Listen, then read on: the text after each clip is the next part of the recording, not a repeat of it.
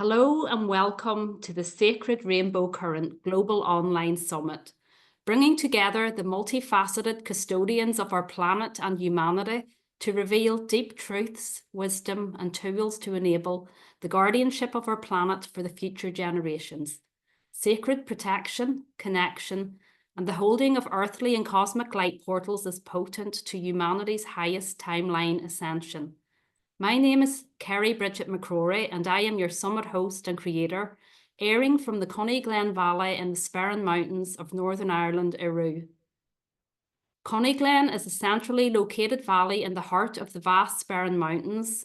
The beautiful valleys of Glenlark and Glenelly are adjacent, with the backdropping of the Sperrin's highest mountains, Dart and Saville.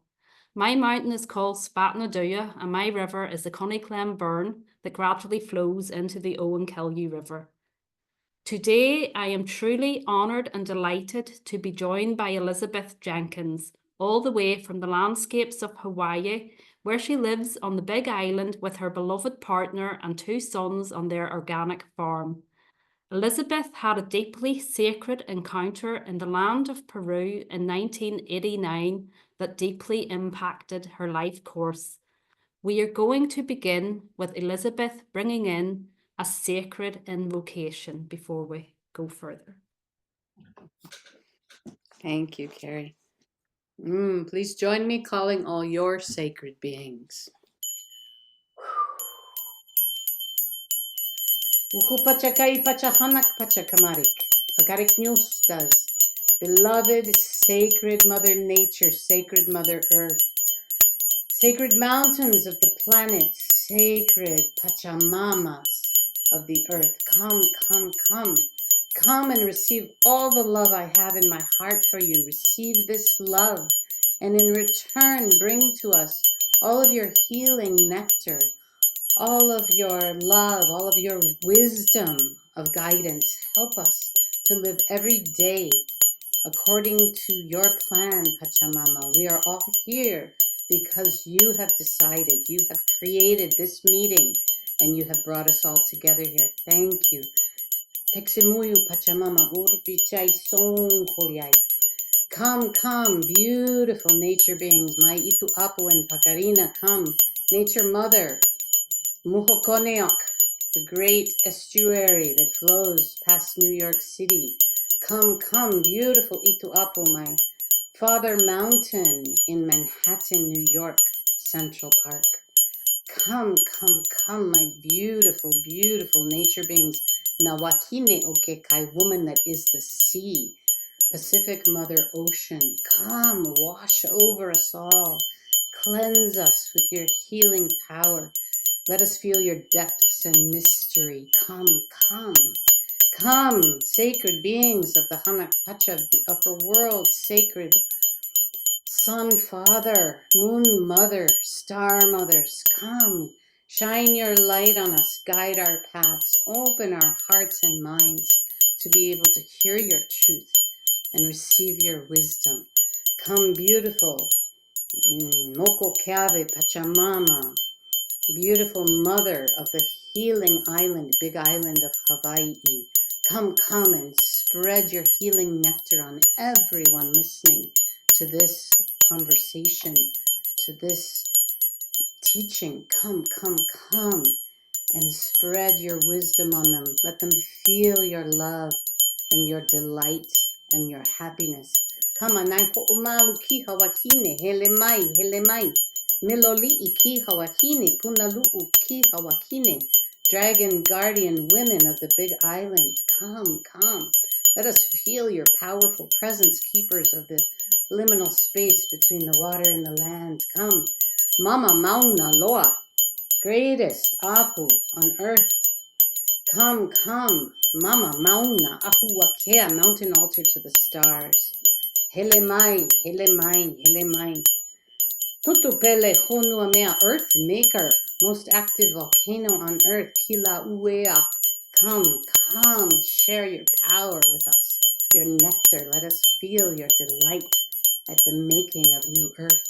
Come, Apu Kolalai Apu Kohala, Makanau Apu Pu'u Enuhe, my beautiful mountains, keepers of the sacred wisdom of the ancient continent of Mu.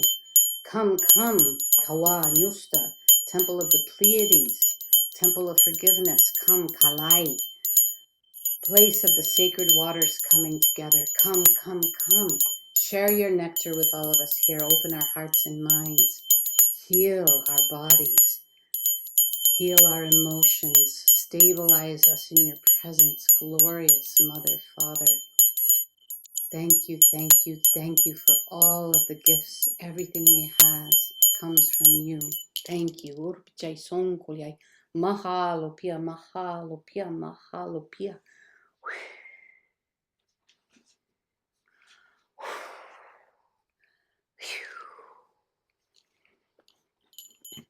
Okay.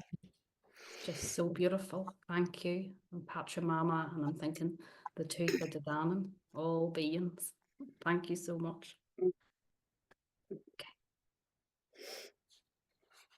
My pleasure.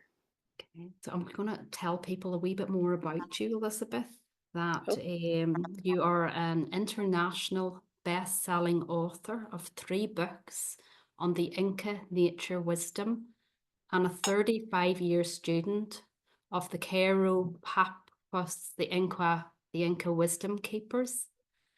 In your first book, The Return of the Inca, it is currently available in 26 countries and 24 languages.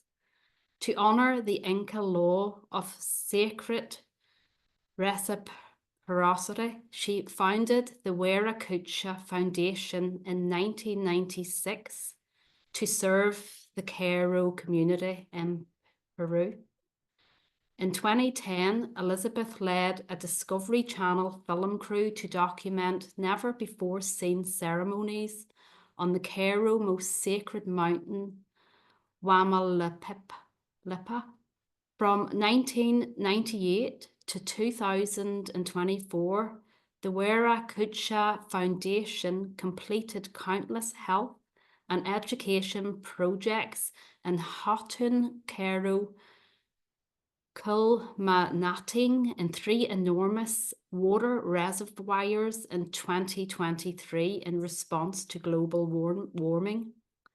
In January 2021, Elizabeth co-founded the Global Pacus School together with 12 of the most highly acknowledged Pacos of Houghton, Cairo, and in August 2022, together with Jean Nunez del Prado and Ete Cairo inaugurated the Houghton Cairo Cultural Center in Cusco.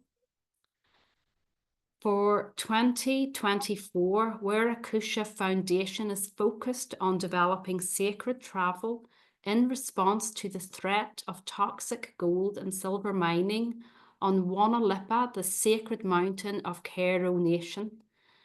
Wiracucha Foundation have created the first ever Cairo website, which will be linked to the speaker's page on the Sacred Rainbow Current Summit. And today we will talk about Cairo nature wisdom and how these teachings are the key to our current environmental crises. So can I ask, Elizabeth, why are you, a white woman, talking and teaching about Indigenous Peruvian wisdom? What an excellent question, Carrie. Thank you so much for inviting me to be here with all of you and just to talk about the love of my life and the passion of my heart, which is this tradition. Yeah, what is a white girl doing talking about this stuff? So the reason I have the possibility to do this is I went to Peru in 1988. I would say following an invitation. It was an invitation by a girlfriend who was down there studying. We had been studying clinical psychology together in our PhD program, and she said, "Oh no, this is not addressing what I'm interested in. I'm going to go get the information from the horse's mouth. I'm going to go study with the shamans of Peru." And she called me about 6 months later and said, It's pretty interesting. I think you better get down here. So when I went, I had the very, very strange experience. I thought I was taking a break from my PhD studies. And in fact, I had a really powerful voice inside me say, if you go to Peru, your life will never be the same. It was kind of a challenge, yeah? And I thought, oh, how crazy is that? I'm going on vacation. But when I got to Peru, uh, after when I arrived actually to the city of Cusco, um, I had such a powerful experience with the place itself, the city of Cusco. I knew where the sacred sites were. I felt like I was at home. I never thought about, I didn't dream about going to Peru all my life or ever think about or ever study the Inca culture, nothing like that. It was actually the impact of physically being on that land. I actually burst into tears as the plane landed and my feet touched the earth. And I had this feeling of coming home. So I spent the first 6 months kind of allowing my intuition to guide me because I had felt totally guided there, following, oh, my intuition says go left down this street, see what happens. Something you can never do as a PhD student, it's all so, analytical and so left brain dominated. So I was really enjoying this. And I was lucky enough to go to meet a healer.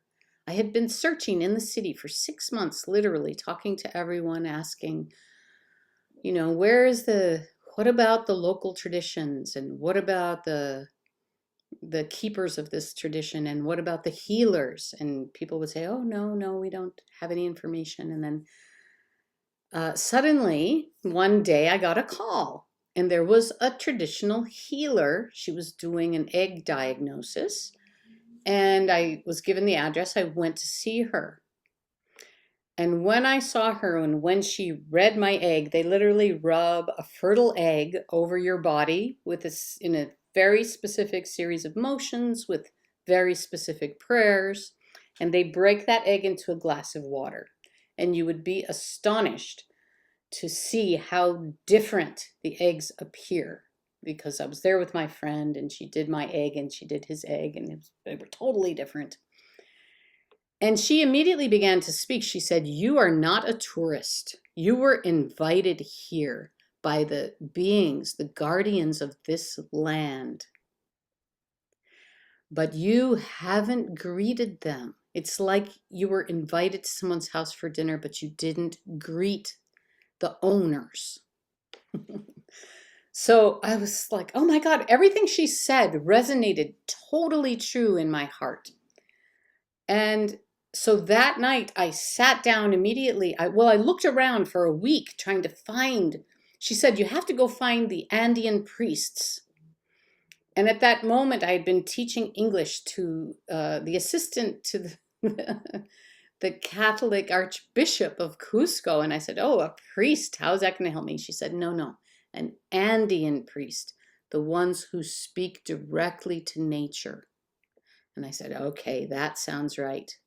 How do I find them? They're not listed in the yellow pages in the phone book. So I went around asking people, and people would say, oh yes, look, the sacred mountain beings, they're called apus, there they are. We can't help you. So I decided, okay, I can't find anyone to do this for me. I have to do it myself. I sat down. It was 9 o'clock at night. Cusco is 11,000, almost 12,000 feet elevation. It's very cold at night, no matter what season it is. I had my windows and doors barred shut against the cold. I had my little heater on, and I sat facing, my window happened to face the mountain that everybody said was the authority of Cusco, Apu Ausangate. So I sat doing my meditation facing this Apu, sitting there with my candles lit. I'm like, I don't know how to greet you, but I'll meditate, that's all I know how to do. And so as I sat meditating, in about 3 seconds flat, I found myself face down on the ground. My body was shaking, I was trembling, and I saw in front of me this great, huge man sitting on top of the mountain, kind of glowering at me.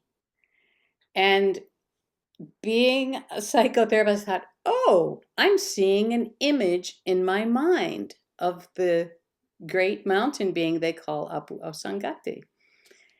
And just as I said that to myself, a freezing cold physical wind blew into my room, which I knew was physically impossible because everything was closed up tighter than a drum, blew over the top of my head. And he says to me, "What were you expecting from an ice peak? A tropical breeze?" And I said, and that was the moment where I said, oh my goodness, I totally humbled myself. My doubts vanished. And I said, I am so sorry. I am just a dumb gringa. I'm just a person that's not from here. I want to ask your permission and blessing to stay and work in your lands, Lord Apu. There was a complete transformation. It was as if the sun came out. He smiled and he knelt down towards me, and I felt a warm physical kiss on my forehead. Warm lips. Not I imagined it. I felt it physically. Okay. So when I kind of came out of this experience, I kind of, like coming out of a trance state, I didn't know what to think of it or call it. But I did look at the time and I thought maybe 5-10 minutes had passed, and it had been an hour and 20 minutes had gone by. And I went to sleep and I woke up the next morning, and the Western mind is so powerful, the rational mind. And I thought, I've had a crazy dream. But it was everything that happened the next day. Every place I wanted to go opened for me. All the people I wanted to meet appeared. A man came up to me that I've been working with for months at the Institute of Peruvian Culture teaching English, and said to me, I work with a group of traditional healers that works with an Andean priest, and I think you should come to one of our meetings. And I was like, what? An Andean priest? I've been looking for an Andean priest. So I told him my experience, and his jaw dropped. And he told me that the Apus, the mountain spirits, told them, their group, that a psychologist from North America was coming, but they all assumed it would be a man. Okay. It's just incredible because, like, you've been initiated by the mountain itself. And I know every word you're speaking is true, because anybody who has come through like mystical experiences are real if we're open to them. Yeah. Well, I don't think I was even that open necessarily, but it was like a brick in the head. There was no way I couldn't deny it, try as I might. Because you're changed And forever. yes. When you go through something like Yes. that, you will never be the same. And when I went to finally meet this group, it was all indigenous people, and I was the bright white I mean, I'm Greek, so I kind of consider myself off-white, But I was definitely the whitest person there. And it was my experience of a personal contact with one of their sacred beings that opened the door. Right? Better than any letter of introduction you could get, from any authority. That was the That was the clincher for them, that I belonged there. Yeah. Yeah. And it's sort of So like it's making me realize, that soul parts of ourselves can be embedded in the land. It's mysterious, but yeah, it's I can understand profound. what you mean. Yes. Yeah. Yeah. It was crazy. It was really a crazy moment. Uh-huh. And And it all happened to you in a time, where you wouldn't have been hearing too much talk about people's spiritual journeys. It was a very material world we were all living in, the yeah, majority of people. it was 1988. So yeah, it was a while ago. But Mm. But what I love, Carrie, about how you opened your talk is you introduced your mother water and your father mountain. You introduced them to us, which is how an Inca would traditionally introduce themselves. Because they say, and this is kind of really the important and most central thing that I want to share with everyone today, is that we are born with 4 parents, not 2. We have a human mother and father that give us our biology, our DNA, perhaps if we're not adopted, our cultural viewpoint, the formation of our psychological emotional state. But it's our nature mom and dad that have the keys to our destiny and possess the living energy that helps us, and the spiritual guidance that helps us accomplish that destiny. And that is what we teach in the Global Paco School, is literally how to become a human bridge to nature. That is the path of the initiate in this tradition of nature wisdom, the Inca nature wisdom tradition. And all healing, all goodness, all justice, all righteousness is carried out through the maintenance of this, keeping this sacred reciprocity with Mother Nature that is embedded in our very biology. If you think about the simple act of breathing, we inhale oxygen made for us by the plants and the trees, and we inhale their love, their nectar, that they make it with so much love for us. And when we exhale. What they exhale is food for us that keeps us alive. What we exhale is food for them. This sacred symbiosis, this sacred reciprocity, we can't live without it, not even 10 minutes. Yeah. And the indigenous tribes of the world, they never lost that. And I was lucky to fall in with a group of people who I think I knew the nature connection was there, but I didn't know maybe how um to really invite it in and embody it even more. Yes. Uh-huh. Yeah. So So, this is all what we do. And honestly, in every single way, we have 12 of the Kero masters sharing with us directly from their lips. The whole school occurs in the Quechua language with a live translator, Quechua to English. So people can ask them any question they want to ask.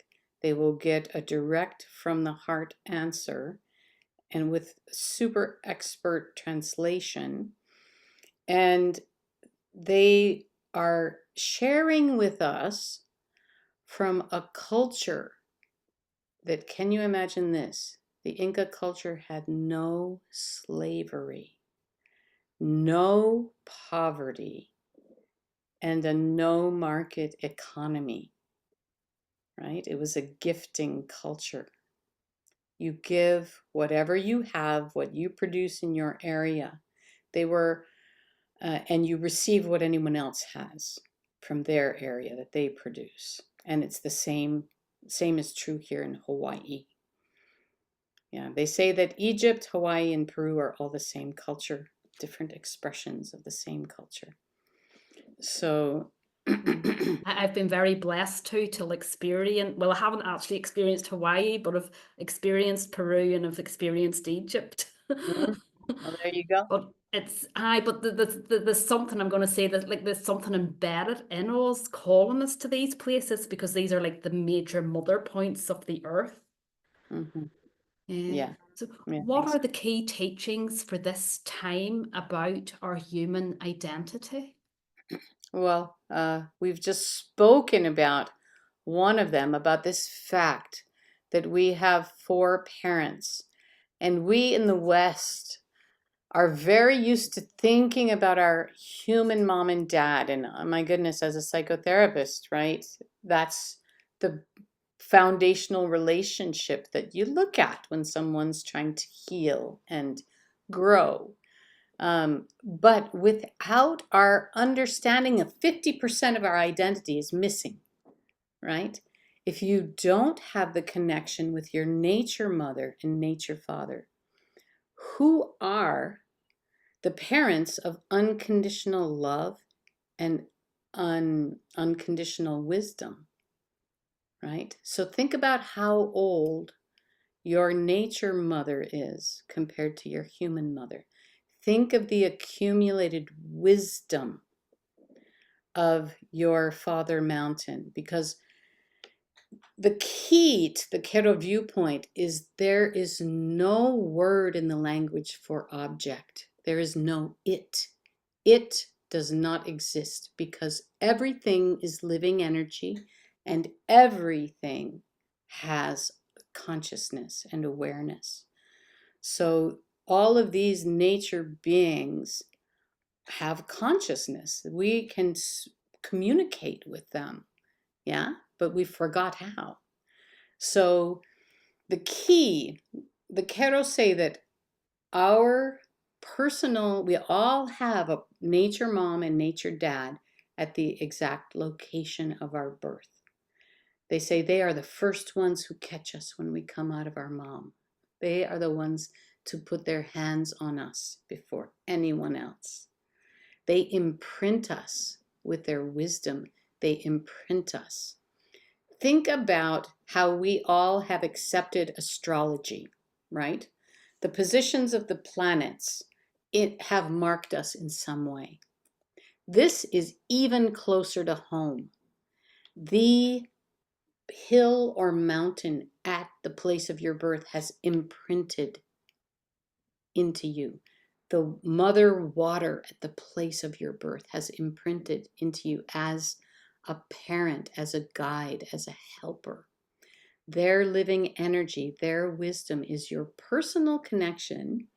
What the Keros say, they hold the key to our gold and silver storehouse. So our gold and silver storehouse is our abundance on every level. Our emotional happiness and stability and well-being, our mental well-being and stability, our economic well-being and stability, yeah, our relational well-being and stability. So creating a social structure from a place of feeling totally loved and completely guided by very wise beings. Yeah. And it's This like is, people who emigrate as well, it's like they always have this want to return home, or people who come from a lineage of a tradition. There's like this calling, this really deep, and it must be because like the land holds healing for yes, people. yes, yes. And that's exactly what they also say, that your complete physical, mental, spiritual, emotional healing is affected, is created by your profound, intentional relationship with your nature parents. Yeah. Yeah. So in the school, they teach us how you make offerings. You call, you invoke, as I did at the beginning. I invoked all my nature beings to bring their living energy. I offered to them the love in my heart. By giving, you establish the right to receive. Yeah, that's the sacred reciprocity part. So you give, you have the right to receive their living energy, their guidance, their wisdom, which can come to us through intuition, through dreams, through visceral sensations, all of these, through signs in nature, the animals or clouds or the appearance of rainbows. All of these things are communications from the living being that is Mother Earth, Mother Nature. Yeah. And I know I was born on an island that's between Ireland and England, an island called the Isle of Man, and I grew my young years. I would have grown up there, but I always sort of thought, oh, I'm done and dusted. I don't, I wouldn't go back. But then this last, say, 4 or 5 years, I've had this urge in me to go back. Well, it's Oh, to connect with the land. yeah. So I have Yeah. yet to do that, but there's like Well, do it, do it. there's a call. The great thing is, the other thing that the Pacos teach us, there's nothing that can beat a physical pilgrimage to your nature parents. I will just say that now. It's magic to go in person with the awareness that these are my nature parents and I'm going to offer to them and greet them and give them my love and sit and listen to what they have to tell me. Yeah. I can give you just a tiny example. When I wrote my first book, that was in 1997. It was actually 1996. And it wasn't coming out, it wasn't being published. So my agent told me, you have to go to New York and you have to speak to your editor. She just, out of her intuition, that's what she knew had to happen, because my book was like stuck on the conveyor belt of publishing. It wasn't being attended to. So when I went there, I was born in New York, but I had never been back. I left when I was 6 months old, Carrie. And my father got a job in Minnesota. We moved to Minnesota. I grew up in Minnesota. And I had never been back to New York. And I knew that I had to make an offering before I went there. So I made an offering, asking all of the nature beings to help me. It was very funny because I thought, oh, they're all covered by asphalt and skyscrapers. They're going to have these tiny little meep voices because they're so covered over, So I'm making my offering, I'm doing my prayers. And as I make my offering to the Pachamama of the Avenue of the Americas, which is where all the publishing houses are, right? I'm making my offering to her. I'm saying, oh, Pachamama, I know you can probably barely hear me, barely, you're under so much asphalt. And she goes, what do you want? This booming voice scared the living daylights out of me. And she said, really, my daughter, with all of the commerce, with all of the creativity, with all of the life that happens, and all of the people that were drawn here, you think we are weak, the nature beings of New York City? You humans come to us because you are drawn to our power and you reflect our natures. That's almighty. It's just almighty. Like, oh my God! Right? Turned my whole perspective on its head. Of yeah, course that's true. Of course that's what a New Yorker is. you have Someone given us a who's very special gift sharing this, like really awakened like an inner wisdom we have, but we've forgotten. You really stirred something up here. so I when I got there, I'm I'm thinking, oh, I arrived. I'm going to go to a museum before I have this appointment with my editor. And I'm literally walking because I'm like in New York. I should go to a museum, right? Isn't that what you do? There's all this culture. And so I'm literally walking to the museum. And all of a sudden, my feet, I can no longer pick them up. I am stopped in my tracks. And I hear this voice that says, really, you think you can come to New York without first coming to honor me? And I'm like, oh my God, what's going on? I'm going crazy. I'm hearing a strong voice in my head.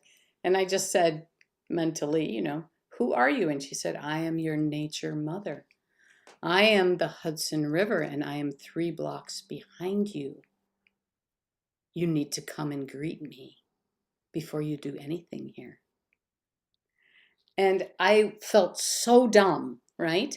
But also I felt so crazy because if if if I go to that kiosk over there and I get a map and the Hudson River is not 3 blocks behind me, then I know I'm losing my mind. Oh my God. And if I go and get that map and she is 3 blocks behind me, then oh my God, she's talking to me. And what am I doing? You know, why am I being so stupid? How could I not think of this? Of course I have to go honor her. But I really didn't know exactly how to do that. So, of course, I went and I bought the map, and there she was, exactly 3 blocks behind me. And I went and I put my tail between my legs. I went to her, you know, I was able to find some flowers to make a little offering to her. And I offered to her and said, I'm so sorry. I can't believe, what I've just done. I'm so sorry for my oversight. Please accept this offering from my heart. I was just speaking quietly and gave it to the river. And I sat down and she said, okay, my daughter, I flow by the office of your editor every day, and I know everything that's going on in that office. Let me tell you exactly what you need to say to her to get your book to be published. Right? That's incredible. So I'm telling you from my own personal experience. Later, the Pacos told me, yes, your Ituapu and Pacarina, your nature mother and father are in charge of helping you accomplish your destiny. And that's exactly what she did. But not knowing that ahead of time, just having the literal experience of it. So that's what I really want to get across to everyone here. Our nature parents are our functional parents. They are wise. They are unconditionally loving and accepting of us. They are always there to offer their help to us, but we have to ask. You have to make the request. Just like a good parent, they're not going to force anything on you. You have to ask. Yeah, we open the door, we ask.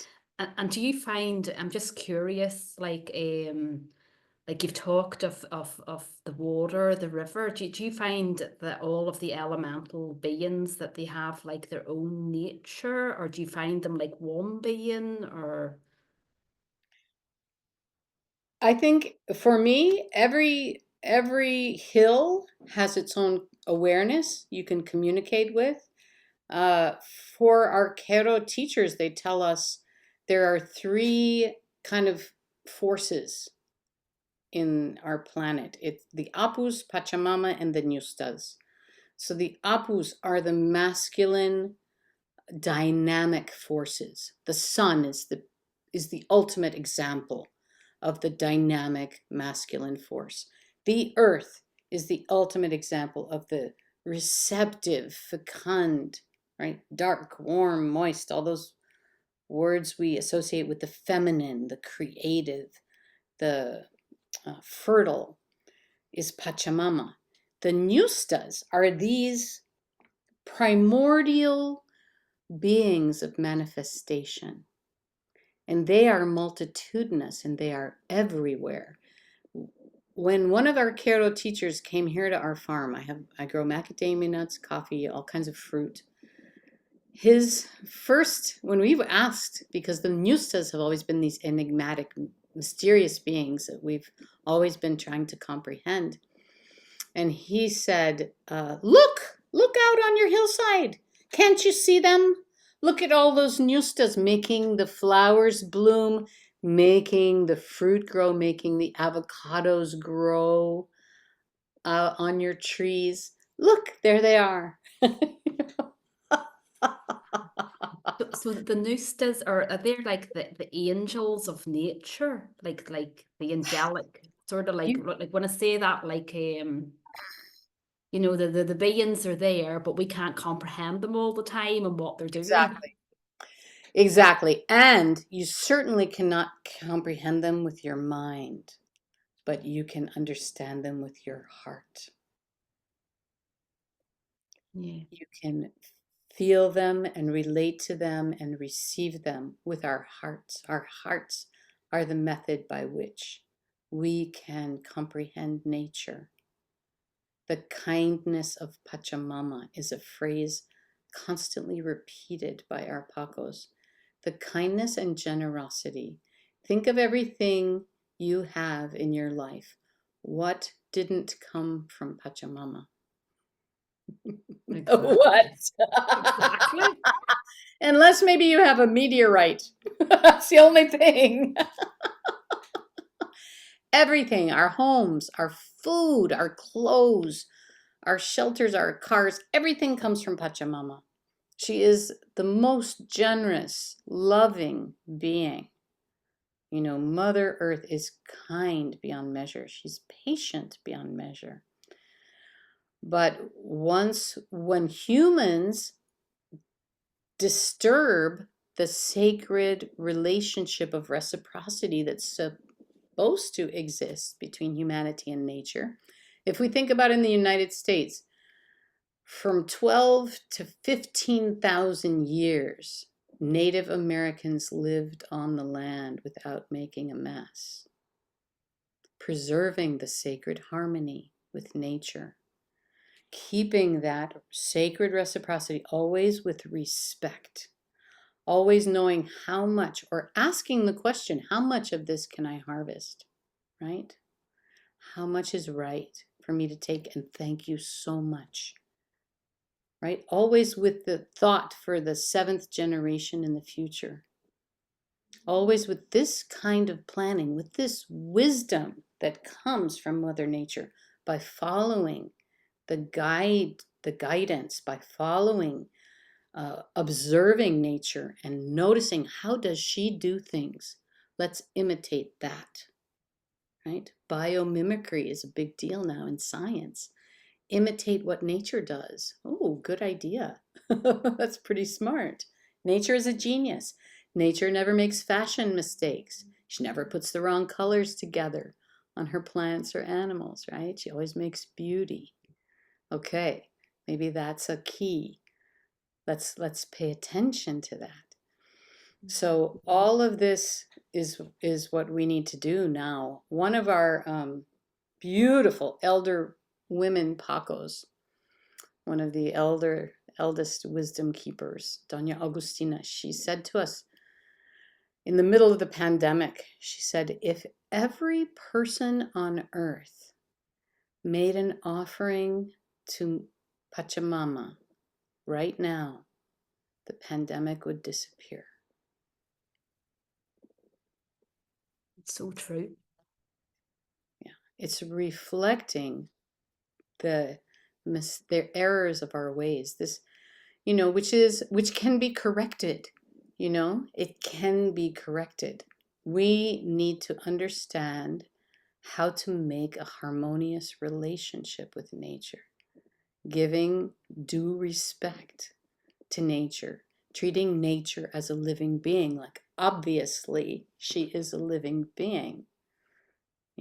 I find it so fascinating that when the astronauts, you know, they take off into outer space and they look back at the Earth. They have that, oh God, what's it called? Some kind of a moment where they recognize this unified being that is the planet. Yeah, a Oh, jewel, there's just a jewel, a pure, beautiful right, jewel. right. Yeah. And yeah, there's a term for it. I can't remember what it's called at this moment, but some kind of a realization that this is one living system. This is one great being. This is one, you know, huge living system that we are part of, you know. And I noticed whenever I was in Cusco in 2017 that, I wasn't aware, but there was rainbows everywhere. They have this affinity with the rainbow. And is there anything you can share about that, Elizabeth, or anything? Yes, our Kero masters give us the rainbow karpai, which is the rainbow initiation. In the second year of our training, you go through 12 initiations with all of the nature beings. This is the ancestral wisdom. This is how they were taught. This is how they're teaching us. The rainbow is the keeper of 7 nustas, 7 different colored nustas, just like the colors of the rainbow, who are have 7 special healing powers. Yeah. 7 special capacities that they provide. You have to create your relationship with them. It's personal for each person, but that is an advanced initiation, but very, very, very powerful being because she connects the 3 worlds. They call her Mama Kuichi in Quechua. Mama Kuichi, the mother rainbow. And she connects the lower world with the middle world with the upper world Yeah, because that's what I was thinking. The bridge, like it's the bridge, yeah, it's the yes, physical, the all yes, dimensions, the mental, the emotional, but yes, also like the very much the spiritual. yes. It's definitely so sacred, very, very sacred. From the earth to the heavens. Yeah. And everything is sacred. Yeah. We need to actually descend into the sacred beauty that is the earth to resacralize our relationship with nature. We don't need to get out of here. We need to come deeper in and recognize this earth is magic. This is an enchanted place. Yeah, and she is holding all this wisdom for us. Imagine your gold and silver storehouses that are literally in your nature, mother and father nature beings, your mother water, your father mountain, your father hill. Yeah. And So even the these way you are, said re-sacralize, it takes you instantly to the sacred mother womb chakra. It takes you to that place that, is in need of so much healing because of everything that's happened. It's yeah, yes, and the sacredness of the body, which has been lost. yeah. There's a lot of healing to be done. So, There is. what is the Cairo vision of a healthy society and its leaders? Well, we just have like another minute or two here. So I can tell you briefly that in the Cairo villages, no trauma is left unattended. So every single human being from the beginning of their life, before the mother conceives a child, she is healed by the community so that none of her traumas are passed on to the child. And every trauma that any child has or any person in the community is immediately healed and attended to by the healers of the community, by the entire community itself. So imagine that you are working with a society that is not traumatized, that has been attended to in every one of their traumas. And this is what we teach in our Global Paco School, how to affect this healing and recover from trauma. This is what the Quero wisdom holds as a principal teaching. And when you build a society based on whole people that feel the love of their Pacarina and Ituapu and have massive respect for Mother Nature, how can you go wrong? Yeah. That's just so beautiful that the healing has been done before the wee soul is born. It's just, it's good to hear. It's incredible. It is. Okay. Well, I want to thank you so much, Elizabeth, for coming on and sharing your wisdom with us today. And I want to just guide everyone to your beautiful website, www.elizabethbjenkins.com. And on Elizabeth's website, she has a beautiful free nature meditation connected to those 7 elements we were talking about earlier. And that was just such a beautiful gift for you to share through your website. Thank you so much. And I also just briefly want to mention as well that the Wera Kucha Foundation have created the first ever Cairo website, and it will be linked in the speaker's details below that everybody can go in and find out so much more about Elizabeth's work, about her life, about her beautiful books that I can't wait to read. Just thank you so much, Elizabeth, for being Thank with us today. you. Such a pleasure. Thank you, everyone that's listening. Lots and lots of love. Aloha. Aloha.